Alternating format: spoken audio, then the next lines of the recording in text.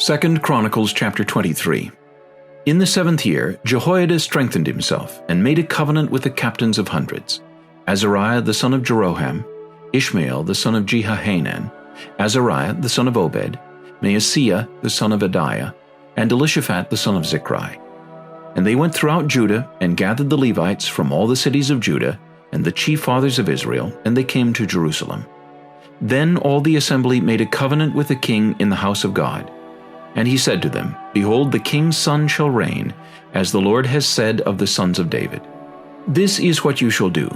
1/3 of you entering on the Sabbath, of the priests and the Levites, shall be keeping watch over the doors. 1/3 shall be at the king's house, and 1/3 at the gate of the foundation. All the people shall be in the courts of the house of the Lord.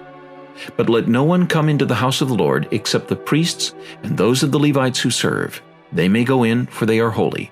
But all the people shall keep the watch of the Lord. And the Levites shall surround the king on all sides, every man with his weapons in his hand. And whoever comes into the house, let him be put to death. You are to be with the king when he comes in and when he goes out. So the Levites and all Judah did according to all that Jehoiada the priest commanded. And each man took his men who were to be on duty on the Sabbath, with those who were going off duty on the Sabbath, for Jehoiada the priest had not dismissed the divisions. And Jehoiada the priest gave to the captains of hundreds the spears and the large and small shields which had belonged to King David, that were in the temple of God. Then he set all the people, every man with his weapon in his hand, from the right side of the temple to the left side of the temple, along by the altar and by the temple all around the king. And they brought out the king's son, put the crown on him, gave him the testimony, and made him king. Then Jehoiada and his sons anointed him and said, Long live the king. Now when Athaliah heard the noise of the people running and praising the king, she came to the people in the temple of the Lord. When she looked, there was the king standing by his pillar at the entrance, and the leaders and the trumpeters were by the king. All the people of the land were rejoicing and blowing trumpets, also the singers with musical instruments, and those who led in praise. So Athaliah tore her clothes and said, Treason, treason! And Jehoiada the priest brought out the captains of hundreds who were set over the army, and said to them, Take her outside under guard, and slay with the sword whoever follows her.